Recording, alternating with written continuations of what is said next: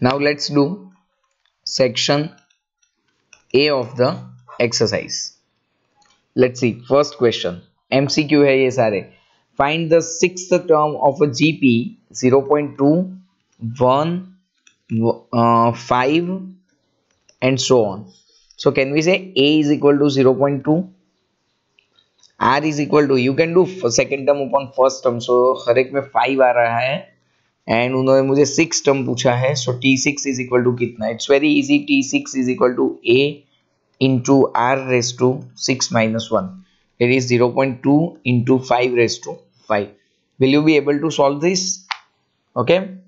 Let's see second MCQ. If the first term of a GP is A, that is A is equal to A बोला गया है and common ratio is B. So R is equal to B बोला गया है. Find the n plus 1th term. It's a very nice question. Tn का formula क्या है? A into R raised to n minus 1. अब अगर मुझे Tn plus 1 term चाहिए तो LHS में मैंने n की जगह पे क्या लिखा? n plus 1 लिखा. तो RHS में भी A into R n plus 1 minus 1 करना पड़ेगा. n की जगह पे n plus 1, nothing else. Okay, so what I am going to do, A into R raised to n हो जाएगा. A तो A ही है लेकिन R की जगह पे B लिखना पड़ेगा. A into B raised to n. So option A is the correct answer in this. Third question. For the GP 1 root 3, 3 root 3, find the fifth term. T5 is equal to कितना? Let's see A is equal to 1 fix है, R is equal to root 3 fix है. You can do root 3 divided by 1 second term upon first term universal formula. N is equal to 5 and T5 करना है. So Tn is equal to A into R raised to n minus 1. A यानी 1 into root 3 raised to 5 minus 1. Can we say 1 into root 3 के 4 powers? तो 9 आएगा answer. 9 into 1 that comes to 9. Is it done? चलो check करो fourth one. For a GP, T1 is equal to A and T5 is equal to 1 upon A. Where A is greater than 0, obtain its third term. T3 is equal to कितना? Now please check. A into R raised to 4 होता है या T5 is equal to 1 upon A? Do you know that? T5 का मतलब क्या होता है? A into R raised to n minus 1. n minus 1 यानी 5 minus 1. So 4 हो जाता है. ये यहाँ पे ले जाऊंगा अगर मैं तो A square into R raised to 4 is equal to 1. Keep it as it is. T3 का मतलब क्या हुआ? मुझे चाहिए क्या? A into R square. All right. तो यहाँ पे क्या कर सकता हूँ मैं? दोनों साइड पे स्क्वायर रूट लगा सकता हूँ. सो अगर मैंने दोनों साइड पे स्क्वायर रूट लगा दिया तो A into R square is equal to क्या हो जाएगा? प्लस और माइनस 1 हो जाएगा. लेकिन इन्होंने बताया है कि A is always greater than 0. अगर ये ग्रेटर देन 0 है तो ए आर स्क्वायर क्या करेंगे हम लोग? T3 is equal to plus 1 will be the answer. Done. Fifth one, please check. For a GP is given 1 by 9, 1 by 3, 1 and so on. T7 find करना है. Can we say A is equal to 1 by 9, R is equal to 1 by 3 into 9 by 1 करना पड़ेगा second term upon first term. So R is equal to 3, N is equal to 7. Tn is equal to A into R raised to n minus 1. 1 by 9 into 3 raised to 7 minus 1. Yes, you can easily make the simplification. Okay. Come on to MCQ number 6. Let's check. Find the common ratio of a GP whose nth term is, nth term यानी कि Tn कितना दिया हुआ है? 3 into 2 raised to n minus 1. is a absolutely easy example. Tn का formula क्या है? A into R raised to n minus 1.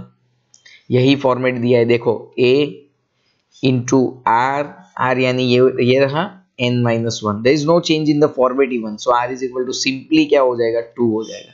MCQ है, so इतना ज़्यादा लंबा कैलकुलेशन नहीं है इसमें. For a GP 0.4, 0.04, 0.004, find the common ratio. Now for finding out common ratio, what is the universal formula? Kelsey's है आपके पास, second term divided by first term, जो भी आता है will be your answer. 0.04 upon 0.4 करोगे आपको आंसर मिल जाएगा। 8th question कह रहा है x 10 minus 25 are in GP, find the value of x। वही वाला same formula, x second term upon first term is equal to third term upon second term. चलो एकदम आराम से, 10 divide by x is equal to -25 upon 10। 10 यहाँ पे 100 हो जाएगा और यहाँ पे -25x हो जाएगा। x इज इक्वल टू -4, ये वहां पे जाएगा सामने, तो x इज इक्वल टू कितना आएगा -4, ऑप्शन सी। 9 नंबर चेक करो। चलो, the common ratio of a GP is -1, r is equal to -1 and its first term is also -1, so a is equal to -1, then find out the sum of the first 6 terms। S6 is equal to कितना, Sn is equal to a into r raised to n minus 1 upon r minus 1। एक ऐसा formula हम लोग use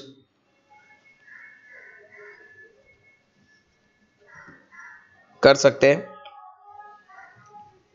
ये कितना आएगा -1, ये कितना आएगा -1 raise to 6 -1 upon -1 -1।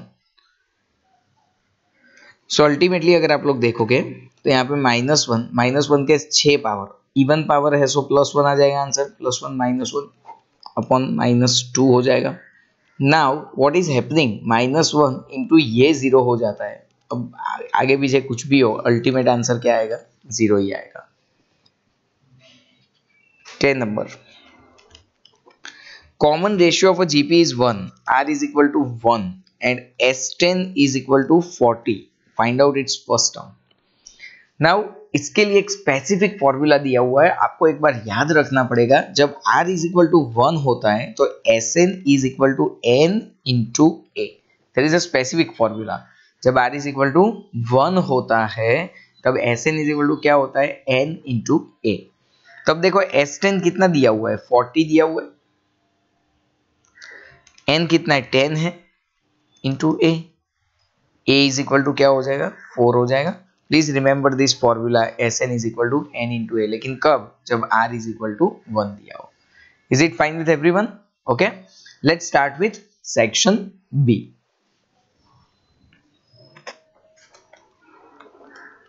Section B, first question, what is the nth term of the GP, AR square, AR cube and so on। अभी हमें nth टर्म फाइंड करनी है। Please check, first term is equal to AR हो जाएगा, R is equal to तो R ही रहता है, because AR square upon AR करेंगे हम लोग second term upon first term, तो AR कट हो जाएगा तो सिर्फ R बचेगा and n is equal to n। let's try to put it into our formula, Tn is equal to a into r n minus 1।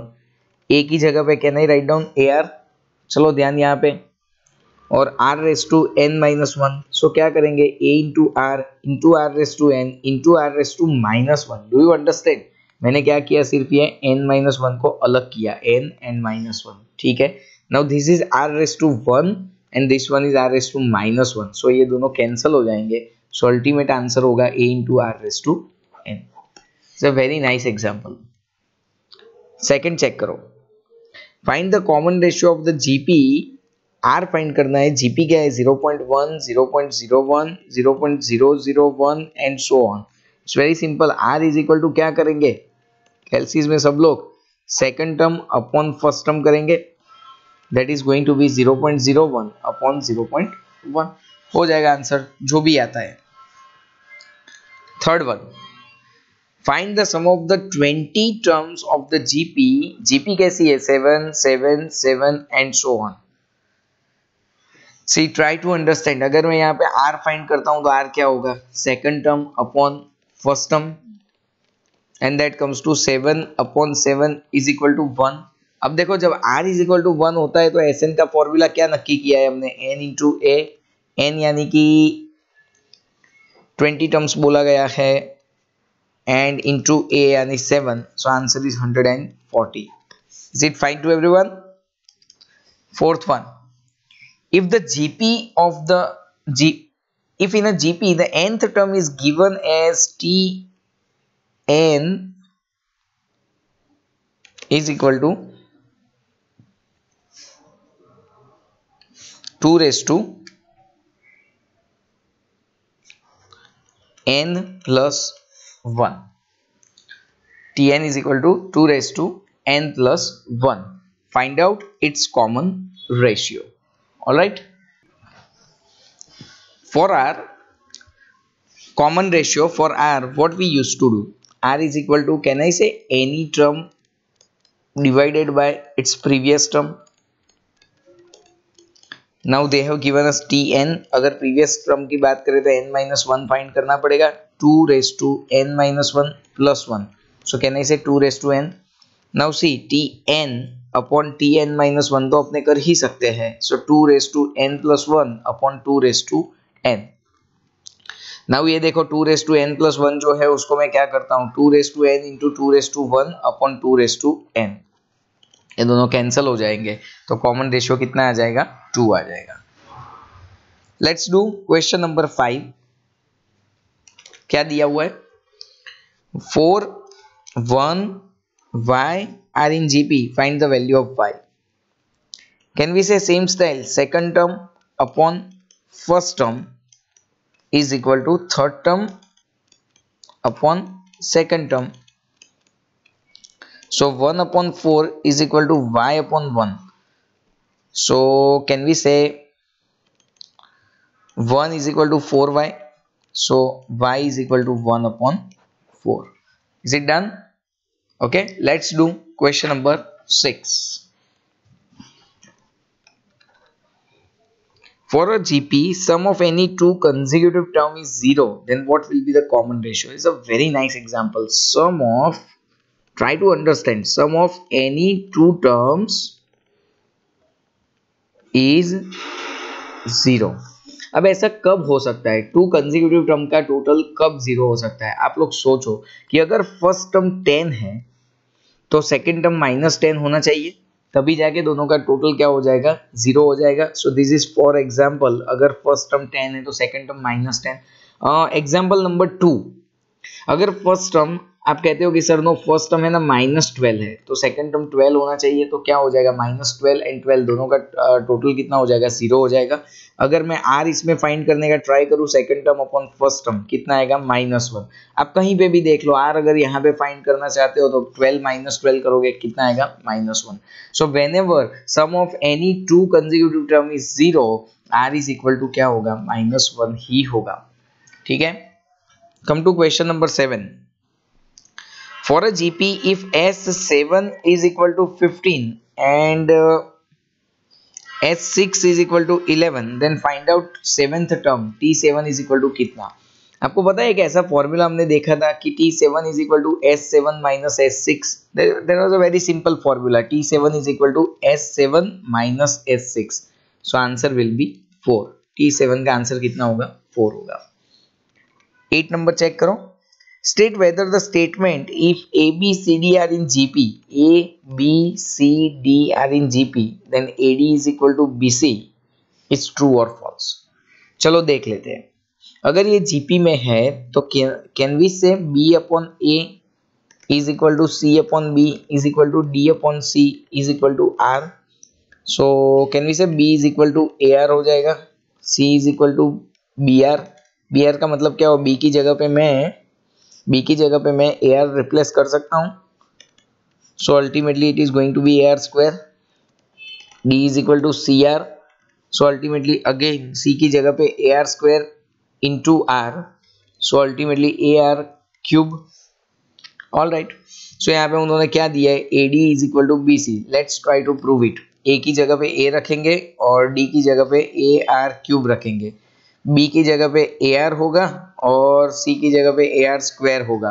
So ultimately ये क्या हो रहा है, A स्क्वायर R क्यूब, और ये क्या हो रहा है, A square R cube. Hence it is proved that AD is equal to BC. Is it done? Question number 9. State whether the statements T1 is equal to S1 is true और false. Yes, ये true रहेगा. आप logically सोचो, first term and sum of one term, आप समझ रहे हो, first term and sum of one term, of course वो तो क्या रहेगा, इक्वल ही रहेगा। अगर आपका फर्स्ट टर्म 3 है से फॉर एग्जांपल, तो सम ऑफ वन टर्म भी कितना होगा, 3 ही होगा। So this statement is true. Is it fine? So that is how we can finish section A and section